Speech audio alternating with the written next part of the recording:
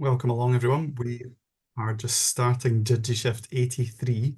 It's quite hard to believe that there's been 83 of these so far. We're going to be joined by my colleagues and experts from the Charity Change Collective today, and we're going to be talking about the fundamentals of digital transformation for charities. First up is going to be Branislava Milosevic, and she's going to be sharing insights on adopting a digital transformation mindset. We're then going to have Carmen Barlow, who's going to be highlighting common pitfalls and how to sabotage your charity, which is not as scary as it sounds. And then finally, we're going to have Eleanor Gibson, who's going to be exploring why charities should embrace experimentation. As always, the videos will go on YouTube and you'll get all the slides afterwards as well. I'd encourage you, if you're interested in signing up for more of the DigiShift events, go and look at the events and training tab on the SCDO website. I'm going to hand you over to Brani straight away and we're going to get right into things. Thank you, Ross. So let me just get the share. Can you see that? Is that working properly? Yeah. Ross, can you give me a thumbs up? Cool. Yes. Well, cool. So let me put my timer on. So what I want to talk to you about, hello everyone, I'm Brani. And what I want to talk to you about today is demystifying digital transformation. I think it's, well, we know it's a buzzword. There's different definitions and understandings of it. So I want to offer one explanation, which I hope kind of really breaks it down into simpler terms, and it kind of increases the excitement about it. So I'm in my normal life, I'm a digital and transformation consultant, and I'm here with the Charity Change Collective, together with Ross, Eleanor, and Carmen. So this is who we are, and we believe that charities must adapt to thrive, holistic change across people, ways of working and technology. So we're 11 consultants who have been in this space for a long time and really felt that this message really needs to kind of land with the sector, which is why I want to talk to you about it today. And just to say, between us, we kind of cover everything from content, brand, technology, audience journeys, marketing, AI, etc. So we kind of cover almost all the areas that nonprofits look at and work with. So, talking about the digital transformation, moving on. When I was looking at kind of different definitions and different explanations of it, I came across this metaphor that was used by Steve Denning of Copernican revolution in management.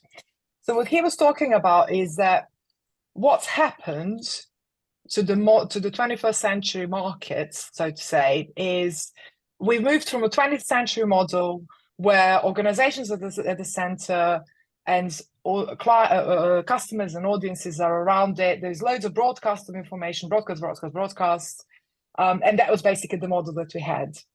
Then Web 2.0 happens. If of those of you who are younger won't remember this, but it's kind of 2005, 2007, when all of a sudden, due to technological changes and the market changes with the kind of web, customers could have a dialogue with the brand rather than just kind of be the recipients of a message.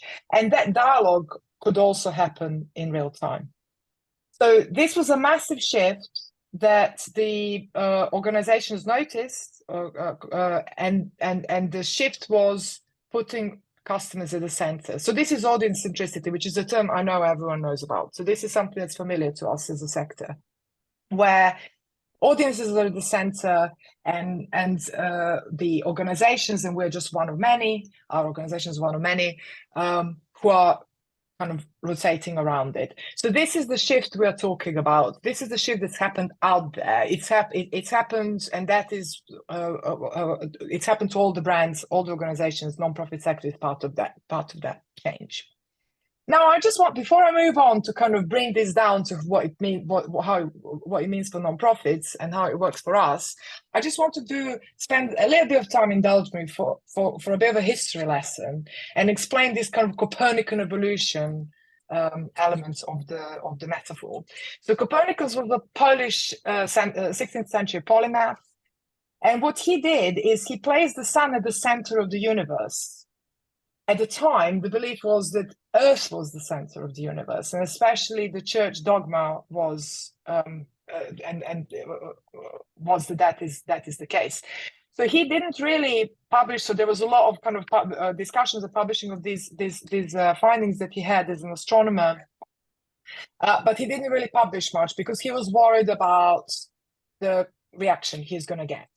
And then comes Galileo in the early 17th century, who was an astronomer and who did openly talk about this heliocentricity of the universe, i.e. the sun is at the center of the universe, for which he was then tried by the Inquisition, spent the rest of his life under house arrest. He's one who's the legend says he said "Eppur si muove," if you ever came across that Latin saying, and yet it moves, which is kind of today used as when we are kind of made to deny the obvious thing. And the last two bits I found absolutely fascinating. That actually it's only 1992 that Pope Joel II acknowledged that the Inquisition did wrong by Galileo, and it's only in 2008 that his contribution to astronomy was acknowledged. So, what's the lesson in history? It's don't wait for 400 years to accept that the change is underway and you need to adapt. And I suppose that is why I find this story of Copernican revolution absolutely fascinating. So going back to that model, so we're saying moving from the 20th century broadcast to audience centricity of the 21st century, and the shift is what's happened. So the shift in today's world, what we can kind of also say is from low digital maturity, when the technology and the kind of market was digitally not as mature as it is today, to high digital maturity. So today, organizations who do loads of broadcasts are seen as not very digitally mature. Organizations who are kind of understanding this world of dialogue with customers, audience centricity, are seen as more digitally mature. So thinking about moving from low digital maturity to high digital maturity, which is the transition that we all need to make, that is basically digital transformation. So when we say digital transformation, we're actually moving from a low digital maturity to high digital maturity. We're moving from broadcast to dialogue with our customers in simplest terms. So let's then unpack the digital transformation. So we, as a collective, have always talked about people, process, and technology. So this is one of the definitions of digital transformation. And in my work specifically, I found it's really helpful to always think about digital transformation, something that happens at the intersection of people, process, and technology. So if just changing the technology, the piece of technology from old to new is not going to suffice, it's not going to be enough to increase the digital maturity of your organization. You always need to think about how can we use this technology to its best to its best effect, so that our processes are more efficient. Do we need new skills? Do we need to train our people? Do we need new types of roles? These are the questions that we always need to ask and think about. So just a CRM project without thinking about who is going to be doing what, how we're going to use it, how we're going to interact with it, is just not going to work. You're not going to get the full benefit of this transformation process. Now, I know that this can start, like we've gone a long way back. There was a history lesson. There's a lot of stuff going on here. So I just want to kind of bring it down to kind of more simple terms. What does this actually mean? What can you do right now? Where to start? I always suggest to clients, start with audience journeys. So choose a journey of one audience in one part of what you do. So whether it's fundraising, marketing, campaigning, service delivery, and build an idealized journey. Think about what would this journey look like from the beginning. So when we think about this person or these number of people, what are they likely to do first in order to land on our website, in order to sign up to our email? So how are they going to get to us? And then look at implementing that idealized journey. What you will find is that there will be things that work, there will be things that you just cannot do. For example, the data is not available in the right place, or you don't have the right data, or you don't have technology done in the right way so that you can use the data in the real time. Those are all really helpful lessons, really good intelligence that you can use to improve things.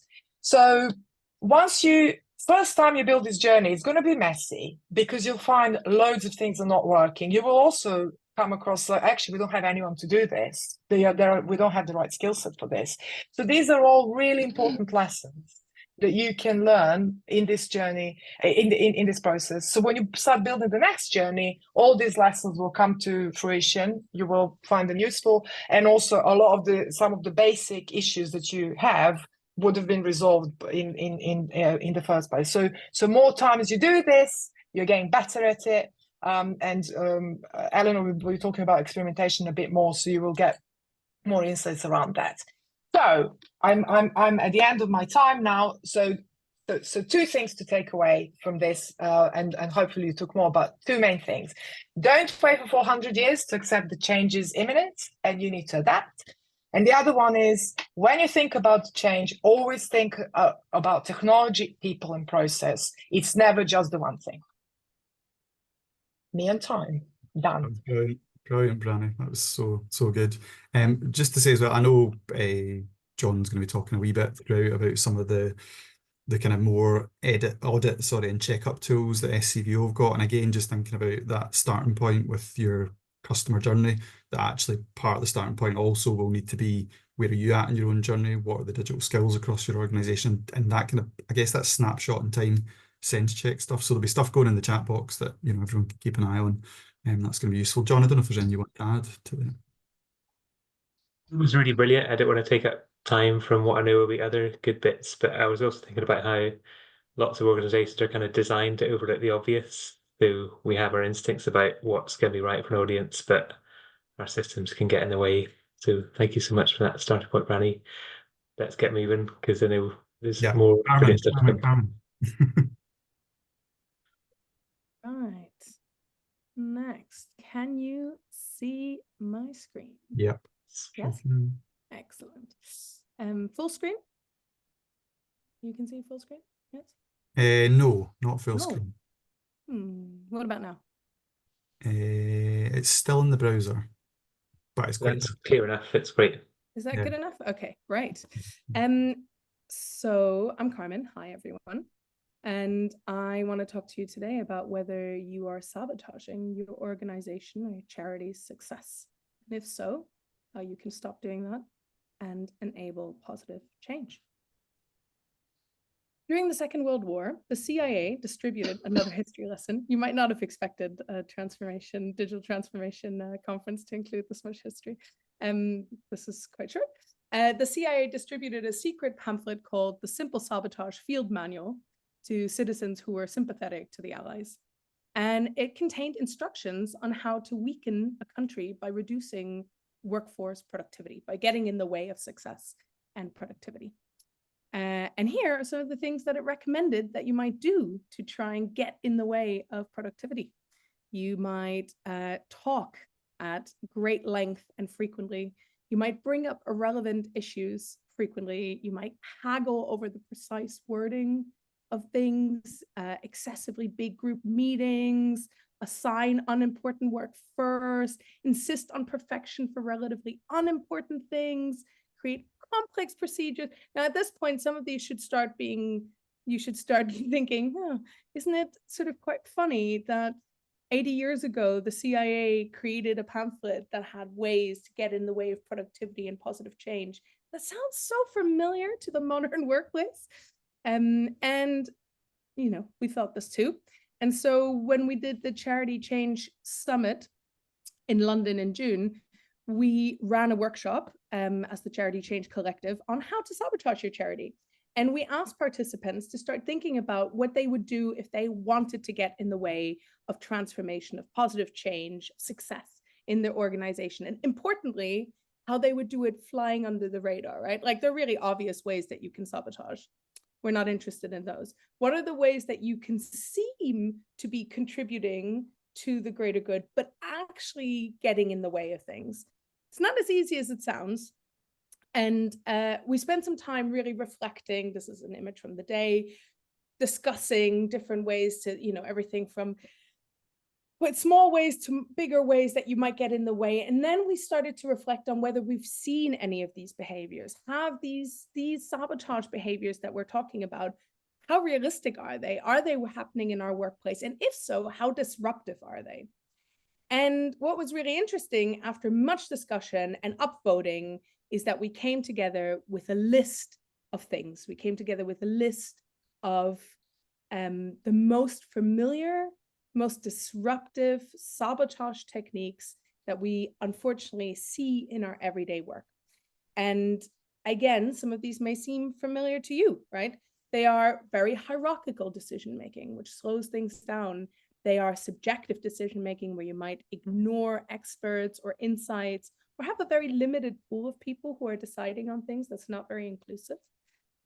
Big working groups, lots of process, lots of documentation, not really clear what the value of it is, or the opposite environments where people are just going very fast, no process, no idea what you're trying to achieve, no goals. And that kind of ties then to the other thing, which is people being unclear about roles and remits. This is another great way. If you want to sabotage your organization, don't tell anyone what their role or remit is, because it just creates absolute chaos. But everyone wants to be performing, to be doing their best and trying to figure out what to do. I think there's a lot of good intention around it, but that's a great way to sabotage people, is if they're not clear how they should work and what their job is and what they're responsible for. The next thing was unrealistic goals. So goals that are not based on anything that's happened before. Very poor resourcing around priorities. So saying that all these things are a priority, not being clear about what you won't do, and then not having enough resources to deliver those supposed priorities.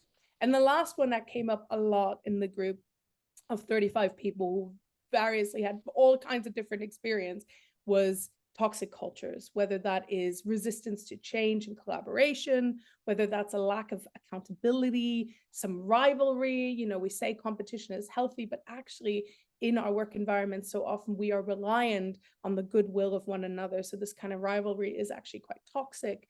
And then dwelling on the negatives, not being able to move past when things didn't work, not being able to move past issues. And so when we looked at these, there was some interesting discussion. So not everyone agreed. These were voted as the most popular, but there were some interesting elements where there was disagreement. You can see here from the process part, people felt very strongly and very differently about how much process is the right amount of process. Is it lots of process? Is it barely any process? But what it tells us is that there is not one size fits all on process, right? We need to be iterating. We need to have process that is listening to those using it to say, oh, wait, is this working? Do we need to adjust it? Is the environment changing, the people changing, the needs changing, to show that we need to update things and work in a different way? Another one that I thought you might find interesting that I wanted to share is the role of a director of transformation. There's a big debate about whether a director of transformation is ultimately a great power to supercharge your transformation or a great way to sabotage it. And again, this is really about this idea of who's driving it, who's responsible, who's accountable. But there's also this question about where you are as an organization in terms of your maturity, whether you need someone like that driving it or whether you don't. So we had really great discussion around it. But the thing that everyone agreed on, and that I guess if you take one thing away from today, or a couple of things, one of the things I'd like you to take away is that if you don't have very well-defined goals and prioritization, and if there is a toxic culture, these are the biggest way that you're, even just pockets of toxicity, that you're sabotaging positive change in your organization. And I say you because you're change makers. So even if you're not actively doing this, I hate to say it, it is partially your responsibility to try and tackle this. If this is getting in the way of you achieving your change, it's something I think you should try and take forward to work on. So the next thing that we did was we debated how you could, how you might get in the way of this. How could you stop this? What could you actually do to tackle these sabotage behaviors that we see in our organization? What could we take away as individuals, bring back to our organization and do practical things? Again, we went through lots of brainstorming, upvoting, taking ideas out because they didn't work. And we came to 5 very simple things that we felt would make a big difference.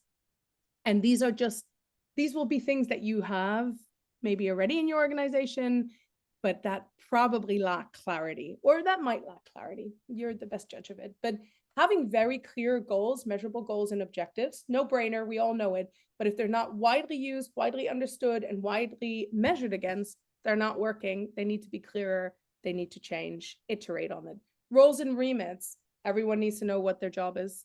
It's, again, no brainer, but so often lacking. Ways of working and process, really juicy one here, because there's a lot of constantly iterating and change around that. There's a lot of need to listen and understand what needs to change to best serve those who are using those processes and working in this way. Resourcing prioritization, again, broadly applicable from any sort of plan you write. Think about, are you properly resourcing what you're proposing to do? Is there enough time in there? Are you being realistic? What are you basing it on? Are you really clear about what you won't do? This is probably the second thing I'd ask you to take away. Think of prioritization not as a list of things you want to do, but as a way to clarify what you will not do because you don't have the resources for it. And then the last thing is communicate. Communicate constantly, clearly, succinctly, tie it to purpose. And I just want to remind us all that these issues go deeper, right? You can tackle all of these things. And these are, you know, to some degree can feel somewhat superficial or can feel like the first stage. And, you know, we did this research with 40 sector leading change makers, the Charity Change Collective. We talked to CEOs and directors and organizations that are really driving change. And we found that there are many issues. These issues are broadly happening across the sector, and a lot of them are systemic. And so what do I mean when I say that? I mean that, for example, goals, right? They'll be linking back to this idea, sorry, jumped ahead. They'll be linking back to this idea of trust and of people's roles in a sort of quite industrial type hierarchy, and being clear about like how you deliver the value in your role, right? So if the goals are a little bit fluid, you don't need as much trust, you can rely more on hierarchy. But if you really want to build that trust and you want to move past that hierarchy, it's a more systemic way of changing things. It's not just about writing down those goals. That's a great start. But when we're thinking about change, like Brani said earlier, we need to think about holistic change. We need to think about transformation, as we all do in this room, as these different areas and how they intersect. So I'll leave you on this slide, which is systemic issues need holistic change. And transformation is holistic change because we're looking across people and how they work and the tools that they use. And when you're changing the roles and remits, or Now the got cooler. hi Cedric, Oh. or the or the ways of working or processes, remember to also think about the people and the tools at the same time. Don't just change one thing. As Brani said, changing just one thing won't achieve transformation. That's it for me. Brilliant, Carmen. That was so good. I think, I mean, that big thing about people understanding as much what they shouldn't be doing as much as what they should be doing, that it just doesn't become an ever-growing to-do list is really critical. That was great. Right, I'm conscious of time. We want to get time for chat and questions, so we're going to hand over to Eleanor now, and then get into discussion. Hi, everybody. Can you see my screen? Yep. Yes. Great. I'm so sorry I didn't get the memo that this was a history lesson. So I'll see if I can squeeze some history in there, but it's going to be, I may not get there. So apologies. What I wanted to dig into with you today for the next 10 minutes was how taking an experimental approach can help you get cracking with your digital transformation. Carmen's mentioned it, Brani's mentioned it. I don't know about you, but I'm sort of sitting here going, wow, there is a lot to do. Where on earth do we start? And there are some places to start. For example, Brani encouraged us to begin by thinking about audience journeys. Carmen's encouraged us to think about how we work and what are some of the red flags that we might be able to tackle first. In terms of how we go about that, I'm here to encourage you to take an experimental approach. I am an Agile and Innovation coach. I work at Tilt, as well as being part of the Charity Change Collective, and we support a lot of organisations to become more experimental. So I'm going to talk to you a little bit today about why I believe you should be experimenting and how you can begin to do that.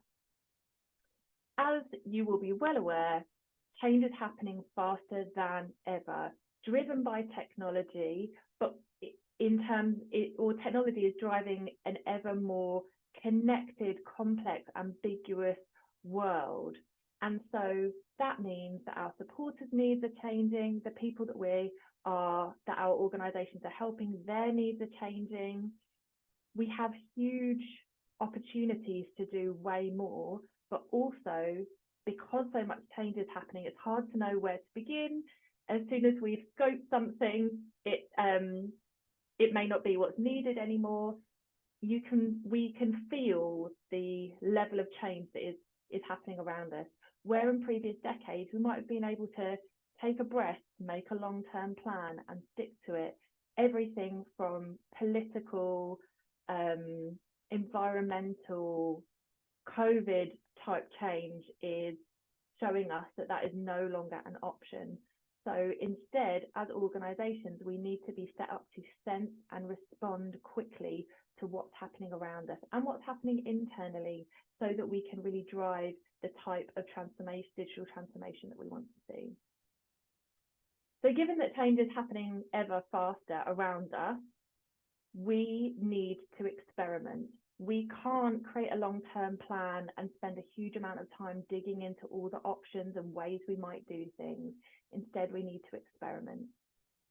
You might have, I'm assuming some of you, come across this more experimental approach, both in your science lessons at school, but also perhaps when you're thinking about new fundraising products, coming up, delivering new fundraising ideas inside your organisation. I also want you to start to think about how you can experiment around your processes, around your ways of working, around how you drive digital transformation. An example of what experimentation might look like in a more obvious place is Children First, who took a much more experimental approach to building their first ever owned fundraising product. They wanted to have a product that raised money for them that they had total control of, rather than, say, selling places at marathons, etc. Rather than spending a lot of time thinking about what that might look like and piloting something big, they de-risked it, built their confidence over time by running short, quick, cheap experiments to build out their eventual idea, which was a family scavenger hunt around famous Scottish cities. What that enabled them to do was very quickly and cheaply build a fundraising product that delivered real value for them, both in terms of getting 200 new supporters in the door, but interestingly, it blew an assumption out of the water that they had held for over 20 years, which was the families that we support don't want to fundraise for us. That was not the case. It turned out that a lot of the people that wanted to do the scavenger hunt and raise money for them were the exact families that they were there offering support to. So that's somewhere where we might be more used to seeing experimentation. But we really believe that experimentation is the approach to adapting lots more of your digital transformation efforts around people and around processes. For example, Rosie Leatherland at Amnesty is currently experimenting her way forward around how the whole organisation approaches business planning, monitoring and delivery. So rather than spending a long time in a quiet room with lots of spreadsheets trying to work out exactly what the perfect business planning approach is, she's instead having a go, testing and learning her way forward, iterating quarterly and annually about how the business planning process should look, talking to the 200 plus staff across the organisation every quarter about what they're going to try next. So as well as experimenting around your processes, you can also experiment around your ways of working. This is a lot of what Carmen was talking about. Lots of those red flags and things that can sabotage our digital transformation are about how we work together. A great example of a team experimenting around their ways of working is also from Amnesty International UK. The Human Rights Education team wanted to be more collaborative, more increase their team well-being, able to spot more opportunities and deliver against them, to be more innovative. And the way that they did that was through experimenting around different ways of working. They identified what they wanted to change. They wanted to be more collaborative. And so they tried one thing that would enable them to be more collaborative. In this case, it was planning their work for the next 4 weeks together every month. They found that worked. So they built that into their regular ways of working. And then they found that actually they wanted to reflect at the end of that month to help them get better at that monthly planning. So they built that into their workflow. So they experimented their way forward to finding brilliant ways of working. And what they're now doing as a team is working in agile sprints where they're really driving collaboration, spotting opportunities, and creating a more manageable workload for each of the teams. So those are some of the places that you might experiment within your organization to begin to drive digital transformation. How do you actually run an experiment?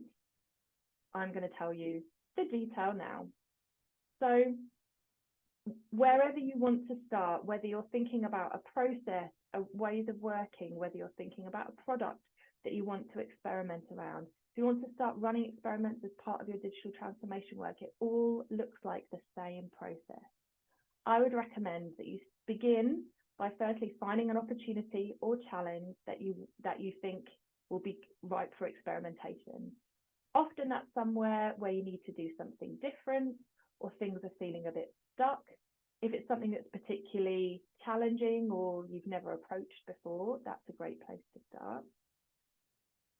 Then write down all the questions you need to answer around this challenge or opportunity, and identify which question is your biggest leap of faith, which is the one where if this isn't true, nothing else matters. So for Children First, for example, that leap of faith was, will our supporters do something and raise money for our charity? Because if that's not true, we could spend forever trying to find the perfect product and none of it will matter. So that was their leap of faith. Fourthly, you then want to plan an experiment. And there was a really helpful test card, which you can see on the right-hand side of your screen, which guides you through how to build a great experiment. It helps you to set your hypothesis up front. If you remember from your science lessons at school, that's really important. What do you believe is going to happen when you run your experiment? What are you going to do? What are you going to do to verify that? So you might say, we're going to speak to X number of people. We're going to try 4-week sprints. And identify ahead of time, what are you going to measure? What number will tell you that this is working? Or what percentage change will tell you that this has been worthwhile? What feedback would you need to get to give you the confidence to continue? And write that number in that fourth and bottom square. And now you're ready to test. So there's tons of cheap experiments and tests that you can run, but really, the key is just to think about a quick, cheap way that you might learn more about that biggest question that you have. So, for example, Children First decided to spend £100 on Facebook advertising, seeing whether their supporters would be interested in doing something to support the charity. So you don't need to test the whole idea, just that first leap of faith question. Once you've run your experiment, reflect on what you've learned, come back to this test card and think, what happened? Is it what we expected? If not, what was different? Reflect on what you've learned and keep repeating this experimentation approach. As I said, this is something that you see Rosie using when she's experimenting around organization-wide change, as well as Children First using to drive experimentation around really focused products. So it can really support you in any type of experimentation that you're doing. Finally, zooming out, just to make it super clear, if you leave with nothing else, Experimentation will drive a culture of continuous improvement and digital transformation inside your organization. The goal of digital transformation, as Brani said, is, to put it another way, is to set up your organization to constantly be sensing and responding what's needed, both internally and externally, so that you can thrive. And experimentation is a really powerful way of doing that. If you want to hear more about experimentation, if you want to hear more about the Charity Change Collective, you can follow any of us on LinkedIn. There's a QR code here to follow me. Yeah, thank you so much. That's all from me. Excited to hear what everyone's questions are. Brilliant, thank you, Eleanor. John, I'll hand over to you just now, if you've got any kind of thoughts or questions, and then we can hand over to the room maybe. Well, there's loads, and I don't want to take all the time because I'm sure that people in the room have thoughts as well. But I think, I suppose, what a thread that was running through it all for me was like those ideas sound very simple. We lay out and say, do some experiments, pay attention to what you're doing. But so many organizations end up getting stuff in the way that stops us from doing that. There's all that inertia or momentum that says, don't be paying too much attention, just do the things. And then, of course, that leads to problems down the line. So I'd like other folk who are on the call, jump in. Either maybe you've got experiences where maybe something's happened in a sabotagey kind of way in your organization, and maybe your organization has had some moments where you've shifted to being more audience centered, and what was that like? So really keen to hear from anybody in the call who wanted to jump in, because this is DigiShift, so it's Q&A if people want to jump in and fire in questions on any of the topics. So just as a kind of recap, that audience-centered revolution, a bit on organizational sabotage, and then also that really valuable lesson on experimentation as well. Yeah, so I'm just looking through chat to see if people have got questions, because there's a lot of good chat going on. Pauline had a really interesting point about digital leaders kind of owning up to where they're at, and I wondered if you wanted to say anything more about that. Well, I think it's a thing I talk about a lot, and I think a lot of the people I'm working with or supporting, they just feel overwhelmed by the whole idea, even of digital and technology and whatever, and they just are quite happy to leave it to somebody else. They don't see themselves as part of the ecosystem. I mean, getting out of the way is helpful if they're not, able to think about it. But not thinking about it for me, it's not an option anymore. If you're a CEO of an organization, whatever size, you've got to get your head in the game. But they think I know everything. They think I know how to solve any digital issue. Anything to do with digital, I can sort out. And my colleague Gina's on the call as well, and we get this all the time. And I can, because I'm not afraid of trying. I've got the confidence. How do you imbue them with the confidence, but not too much confidence? Not too much confidence so they get in the way, but enough confidence, which is partly the kind of standing back and letting you get on with it, but also approving or kind of wanting to get involved in testing and experimentation stuff. We've managed to run an conference for the NNSs. That's great. But it's like, what's the next step now? And the senior leaders are not involved.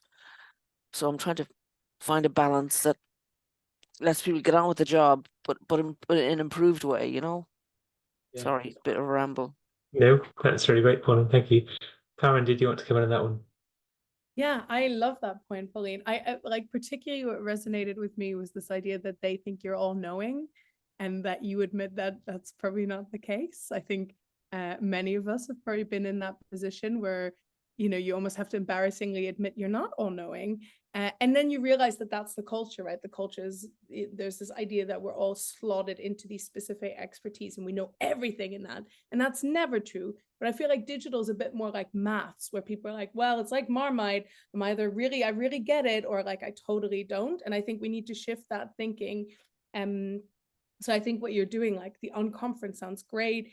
I think something else I found really helpful is making sure there's something in the routine that means they are confronted with this work regularly. So whether that's like a governance thing or pairing works really well. So pairing someone like a CEO that has some curiosity with a digital expert, so that once a week they do something with a specific goal or aim in mind, you know, whether it's working on a digital strategy or there's a specific product that's being tested or developed. And the other thing that I find really interesting is this idea of sort of redefining digital in an organization. Like, even if it's just a matter of everyone writing it down and having it on the internet, like it doesn't have to be a big project, but this idea of just saying, oh, it's a bit like, you know, we used to not have internet and now we have internet and it's just a tool we use. And it's, you know, no one's like, oh, I'm going to go on the internet to send an email. We just send the email. And so I think a little bit of like rethinking, making digital a bit more like the air we breathe. It's not a barrier. It's not a different thing. It's something you're already using. And I think we all know this, but repeating it all the time, I think does help. But I love that you did the unconference, and I love that you know, are happy and comfortable to say, I am not all knowing. No one is all knowing. That's great. Thank you. Eleanor. I was noting what you were saying, Pauline, about sort of, yeah, helping to, something that I find really helpful with getting folks on board is talking about risk, reframing how we're talking about risk. I know there's been some chat in the chat about how it can feel personally risky for leadership, for any of us to say, actually, I don't really understand that new bit of technology, or what is digital transformation, or folks going the other way and going, do you know what, I know everything, when actually they don't know which way up their iPhone is. So for me, it's all talking about risk. It can feel like doing new things like digital transformation is scary and risky. We're risking losing faith, we're risking donors' money, and we have a really powerful tool that we have is reframing the risk around and showcasing the impact of not changing, of not doing different things, of not innovating, of not experimenting. It's something that we at the Charity Change Collective are really focused on at the moment, is thinking about how can we support folks like you with these conversations. And so far, we think that that's partly around showcasing stories of success. So where can you talk about other organisations that you know your leadership looks to, and show them how these organisations are adapting, are transforming to be relevant to the digital world. Also, how can you show them the impact financially, ideally, of not changing? How much slower are your processes? How much income are you missing out on? How many new supporters? Where is your ability to have impact on the ground being stymied because you aren't working differently? So both kind of the carrot and the stick can be really helpful, but reframing risk is something that we spend a lot of time at TIL and the Charity Change Collective supporting leaders to do. Brani. Yeah, well, I was just wanting to say one of the things that we as a collective, well, the main area that we wanted to focus on is actually the area of bringing up confidence in leadership, but also people who are kind of tasked with leading transformation. And we were kind of looking at 3 different ways of doing it. So one of them is doing this kind of playful Sabotage a charity workshop. The other one is top tips kind of content to develop that. And the third one was peer support in terms of action learning sets where people can discuss with others how to solve problems. One of the issues that I found as part of this research that we started before when we started this Charity Change Collective, we spoke to a lot of people to understand why is transformation stuck in the sector. And one of the things was this around the confidence that absolutely came up a number of times. And senior people who were basically saying, I don't know much about this, but I have people who do. So what I focus on is really bringing them up and pushing them and kind of helping them get the word out and you know, being respected, their opinion being respected, etc. Now that is a very kind of confident management approach, which a lot of managers do not have. So that there is something also around developing management skills across, and those kind of softer skills across the sector, to be able to admit, because, you know, let's face it, some of this stuff is complex, and, you know, people will not, they don't really need to know the detail, but they need to understand the principles. And I think that is the issue, because people think they need to understand how meta ads work. It's like, no, you just need to understand roughly what the principle is. No one's going to ask you to run a meta advertising campaign. And I think that's kind of another area, which is something around this is one area that's another member of the collective and I talk about a lot, is around how you work with HR and learning and development teams, depending obviously on the size of the organization, or you know, to bring those budgets up to kind of focus organizations on that. It's like how we build the skills, which are not just technical skills, but they're also soft skills, management skills, influencing skills, etc. Great. Thank you. We got a great point from Tina in chat. And Tina, I don't know if you want to jump in on it yourself, or if you're happy for me to paraphrase a wee bit. Go for it. Paraphrase away. Yes. Yes. You've I've added a got a- supplement, which is basically that we're thinking about that particular kind of digitization, which is chatbot use. You make the point really well that sometimes big companies have a chat service, but it's actually not a functional service, so it doesn't really meet what people need.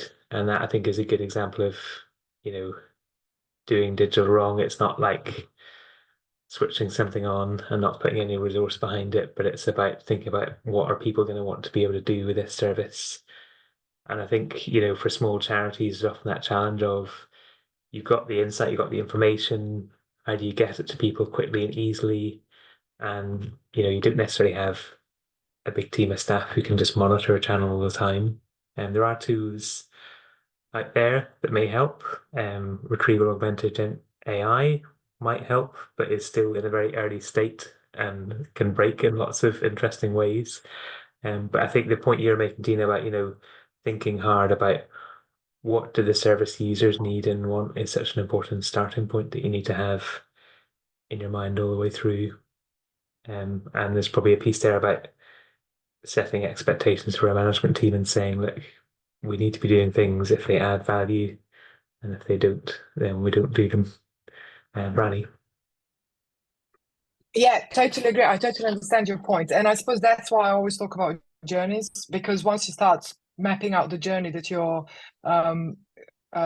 customer is information that they need to get, then you can build a journey which can, you know, it doesn't have to be a digital journey. You can mix channels up, you can mix content up. So I think it is about finding what's the best sequence of events for that person. So that would be my recommendation. It doesn't always have to be digital, but I also think that because of that kind of interaction between customers and organizations, the sector is correcting a bit. So they kind of overcorrected and went too much into the kind of faceless space of AI and chatbots, etc. But actually, I think that some of the people are kind of bringing in that customer service human face to it because of the customer feedback. Yeah. I mean, I think just to jump on the chat example a wee bit, I remember reading, it was a little while ago, so it might have changed now, but people running live chat would say you need the same number of people to run a live chat well as you would for a call center. So it's not cheaper in terms of people. It's just that you can usually resolve queries more quickly because you can maybe put links in or take details more accurately and that kind of thing. So it's not like you can switch a chat on your site and then check it every second Wednesday and look at all the messages. It'd be a bit like saying, well, we've got a contactless payment machine, but we're not going to switch it on all the time. We're just going to look at it And I think a lot of people end up doing that with digital tools sometimes. Can I just check if anybody is sitting on a question and they've got half-formed thought, fire it into chat, or just jump on and say, I want to make sure that if somebody's got something they're thinking, right, I was really inspired by what I heard, I want to ask something that they've got, right? Somebody's got their phone up. Very sensible. Yeah. Cool. Any other quick thoughts? While people are having a think, I'm going to do a little shameless plug. So something we've been doing recently, if my clipboard is working, is we've had a digital checkup that's run for about 6 years, and we've given it quite a big revamp because digital doesn't stand still. So you can have a look at that. You get a free kind of instant picture of your digital capability, but you can also talk to me. So there's a human involved as well. So that's there as a service. Have a look at it. It was really nice this morning to get reminded about the importance of people and culture, because that's there in the checkup that we have as well. It kind of starts with culture rather than just being techie stuff. So have a look at that. Has anybody got any burning questions they want to share, or should we do a little bit of a wrap up? Okay. Obviously, there'll be slides available at the end, and this will go on our YouTube channel as well. I think it's been really great to hear. It felt like we could have run a DigiShift that was 3 times as long this morning. So much insight. I think for me, a thing that felt really valuable from Rani's point at the beginning was that piece about like Copernicus being a good scientist is you're brave enough to say it how it is, but you've got that humility, well, it's going to take a bit of time for other people to recognize it. And I think that's such a valuable mindset for digital, is going, we don't know everything, but we are seeing some stuff. Jack, you've asked about the YouTube channel. If you Google DigiShift, it's there as a big playlist with many episodes. You get to see what Ross and I were wearing 2 and a bit years ago, if that is your cup of tea. So there's lots of stuff in there, and we'll also email it out to everybody who's signed up today. So if you're wanting to share it with a colleague, you can do that. Pauline's got a hand. Yeah, just kind of sorry to throw a kind of stone in the water at the end, but have we explained clearly enough to people why we want them to do this? Have we answered the question, so what, or why? Because if we haven't, then busy people are just not going to bite. So if someone has That's the a really good answer point. in a one line, yeah, please let me know. Will they save money? Will they save time? Will they ensure people have better lives? What can we promise them? Thanks. Why don't we get Carmen in on that? And Carmen's I got have a it. one line Yeah. for you, Pauline, which is charities are failing. Really great charities are closing their doors because they can't afford to keep going, because they're not working as efficiently and as well as they could. And not doing that is at that risk. There are lots of positive reasons, but if those positive reasons, I feel like sometimes fall a little bit on deaf ears. The negative reason is at our own risk. Yep. Not doing it. Yeah, you can't afford not to. It's probably quite a good way of thinking. Yeah. Brani or Eleanor? Sorry, John, you're Yeah. talking over you. If you wanted to pivot that round to a more optimistic one, you could say, imagine if every charity was totally exploiting all the potential of digital, how much more good we could do. So that's a more optimistic way to turn it around.